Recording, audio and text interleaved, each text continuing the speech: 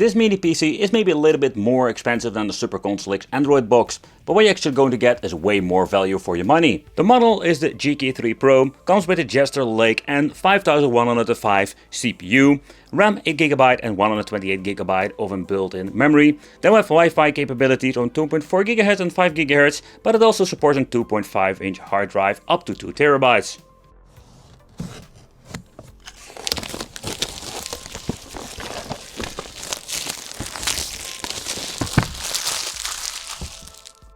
Like I already mentioned before, is like this thing is not very expensive, and when you're looking at the overall performance, it's going to be very surprising, especially when you're looking at other models and other options.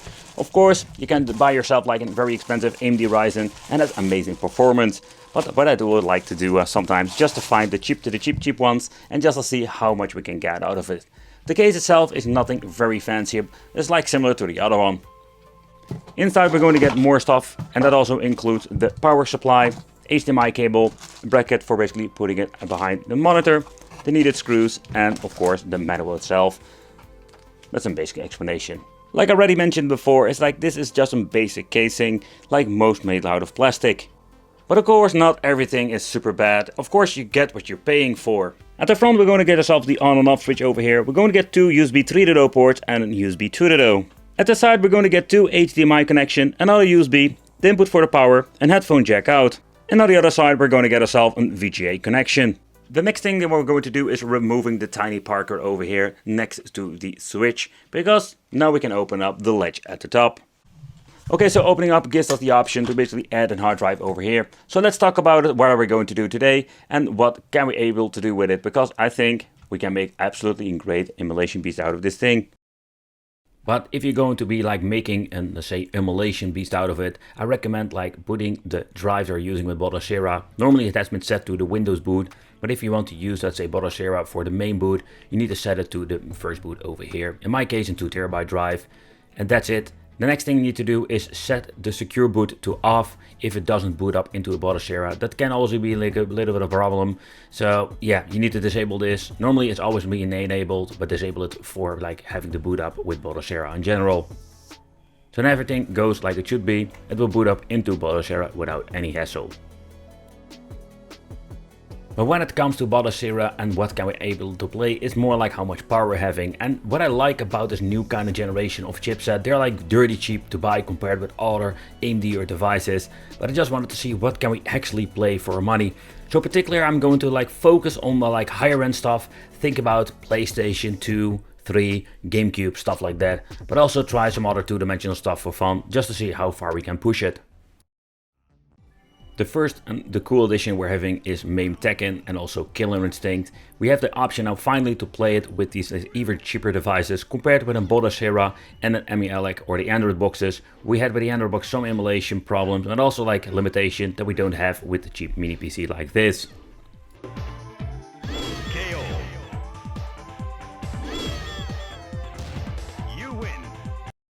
Panasonic 3DO has absolutely a lot of hidden gem games. This game, Return Fire, I tested it out on the Emulation boxes or the cheap Android boxes, but all have like issues when it comes to frame rate and also audio. And with this system we don't have any problems at all, and I think it's pretty damn cool to see that actually we can play a lot of games of the 3DO.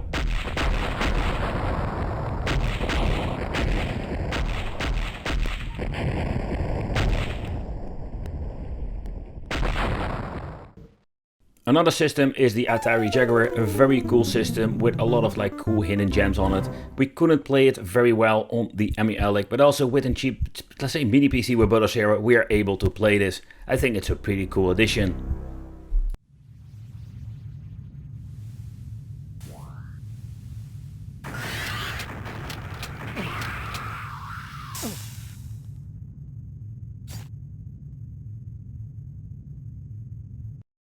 Then of course we have the semi-autonomous wave, and this was a system that also didn't run great on a lot of these, I'd say, Android boxes, and with the mini PC also here we're going to get a way better performance.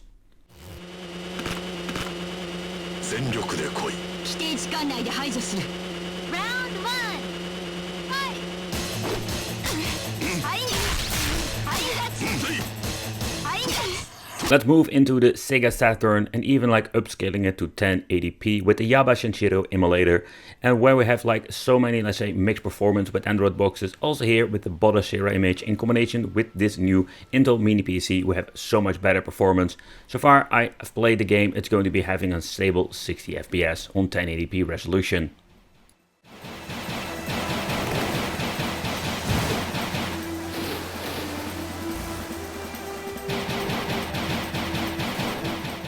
With Sega Dreamcast, I want to go a little bit more crazier. So with Sega Dreamcast, we're going to try out Dead or Alive 2 as a benchmark game, and we're even going to upscale it to 4 times the resolution with Flycast today.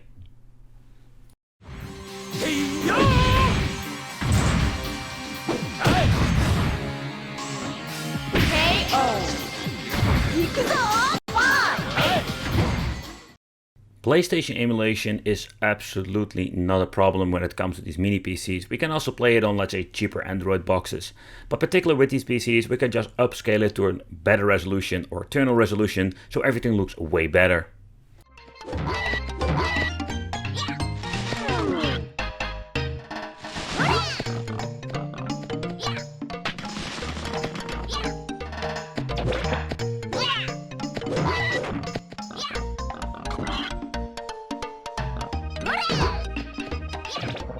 What I think is a very cool addition is we can finally play some PlayStation 2.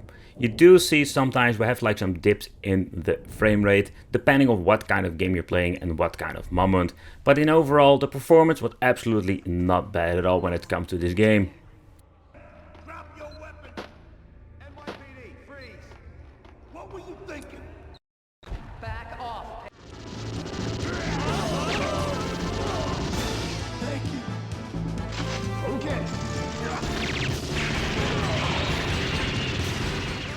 Moving on to the PlayStation 3, and I can tell you, like, it's even a miracle that we can even play a couple of games, but the loading times are absolutely ridiculous long, especially when you're looking at the compiling shader moment. But also when being in the game itself, the overall performance, even with two-dimensional games, is not great. And you can see, like, this chip is not powerful enough to emulate PlayStation 3.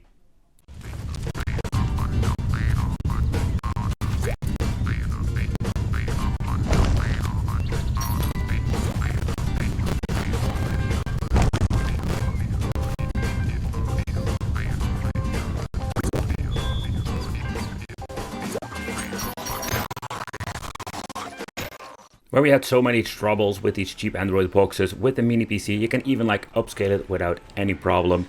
And I think this mini PC is a very cool addition if you want to play some PlayStation 2. Of course, let's play a little bit of a God of War, because this is like the ultimate benchmark for this.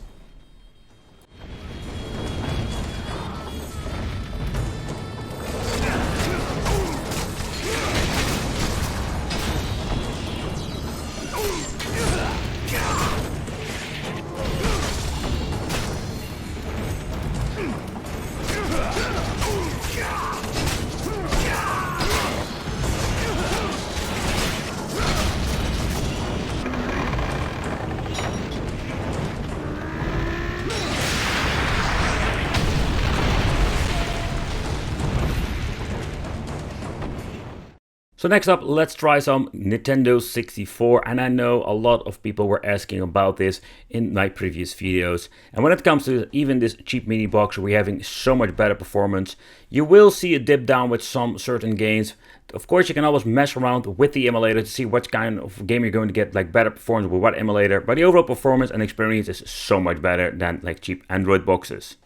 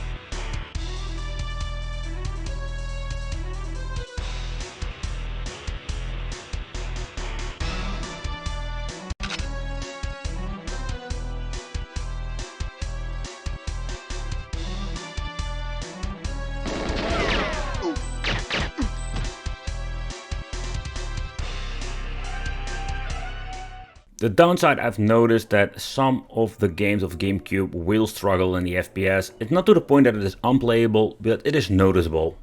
Imbeciles! Fools! Nincompoops! Can't you idiots do anything right?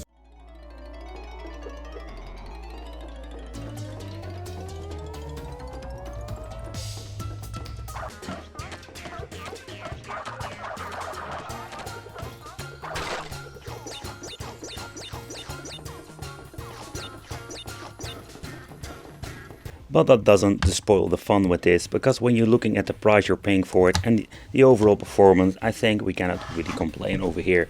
But also it's a quite interesting construction, and here you can see like everything is a very nice looking chrome plastic, but everything is made out of plastic. And that's basically what you're going to get. Another interesting thing, and to be honest I don't know where this is for, you have like this connection here, and so far it's been like covered up with the plastic, so don't know exactly where this is for. With this part over here we can remove the protective plastic that divides basically the electronic part. I personally remove the piece of plastic, but it's not really necessary. The reason why, because you can see over here that this part over here is having like a nut underneath. And then we do have over here the 3 parkers that we can be removed and can be accessed very easily. So you don't need to remove the plastic, I just wanted to be clear about that. And another 2 parkers that we need to remove over here, 3 of them. Okay, let's remove the last one together. The 4th one was basically like connected with the piece of plastic.